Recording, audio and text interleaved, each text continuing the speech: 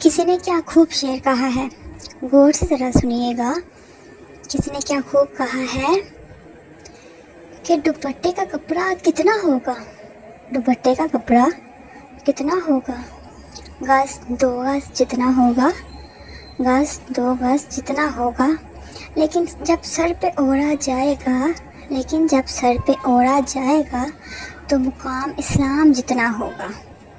مقام اسلام جتنا ہوگا۔ مجھے تو یہ سمجھ نہیں آتی کہ جب گھر میں کوئی پلمبر آتا ہے، کوئی کام کرنے والا آتا ہے، کوئی مزدور آتا ہے، تب تو بڑی جلدی کہا جاتا ہے، لیکن دور کا کوئی رشتہ دار آ جاتا ہے تو بڑی جلدی کہا جاتا ہے کہ بھائی بیٹیوں کو کمرے میں بھیج دو، کوئی سامنے نہ آئے، بیوی کو اندر بھیج دو، دوپٹہ صحیح رکھو، سر پہ دوپٹہ رکھو۔ لیکن اب شادیوں پہ جاتے ہیں، وہاں چلو اپنے رشتہ دار ہوتے ہیں، لیکن اپنے رشتہ داروں کے علاوہ وہاں پہ بہت سے لوگ ایسے ہوتے ہیں جو بالکل نامحرم ہیں، جن کو ہم نے کبھی دیکھا نہیں ہوتا، جن کو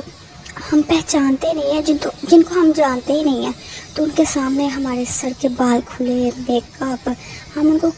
خود کہتے ہیں کہ ہماری طرف دیکھو کہ ہم اس طرح تیار ہوئے ہوتے ہیں۔ دوپٹے تو ہمارے آگے سے کور ہی نہیں ہوئے ہوتے، گلے میں دوپٹے ہوتے ہیں، تو پھر ہر ماں باپ یہ بات کیوں نہیں سوچتا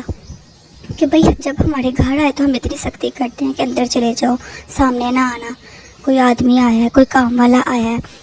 باہر گلی میں نہ جھانکنا، دروازے پہ نہ کھڑے ہونا، سر پہ دوپٹہ رکھنا، باہر جاتے وقت نقاب کرنا۔ تو جب کوئی ہم شادی پہ جاتے ہیں تو تب ہم بیٹیوں کو یہ کیوں نہیں کہتے کہ سر ڈھانپ کے جانا؟ جو کوئی بھی میری اس بات سے متفق ہے، ایگری کر رہا ہے، وہ پلیز کمنٹ سیکشن میں اپنی رائے کا اظہار کرے اور اس ویڈیو کو لائک کرے اور میری ویڈیو زیادہ شیئر کریں تاکہ یہ ویڈیو سب کے پاس جائے اور سب کو پتہ چلے کہ دوپٹہ ہمارے لیے کتنا ضروری ہے، صرف ہم عورتوں کے لیے نہیں، اسلام کے لیے نہیں، بلکہ پاکستان کی پہچان کے لیے کتنا ضروری ہے۔ کتنا اچھا وقت ہوگا جب یہ کہا جائے گا کہ پاکستان عورتیں سر پہ دوپٹہ لیتی ہیں۔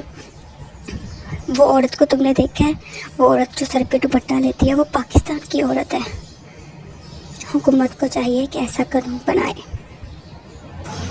جو کوئی بھی میری اس بات سے اتفاق رکھتا ہے کہ دوپٹہ ہماری پہچان ہے، دوپٹہ ایک مسلم ممالک کی پہچان ہے، ہمیں اس کے ساتھ ساتھ پاکستان کی بھی پہچان بنانا ہے، تو وہ ضرور میری ویڈیو کو لائک کرے اور کمنٹ سیکشن میں اپنی رائے کا اظہار فرمائے۔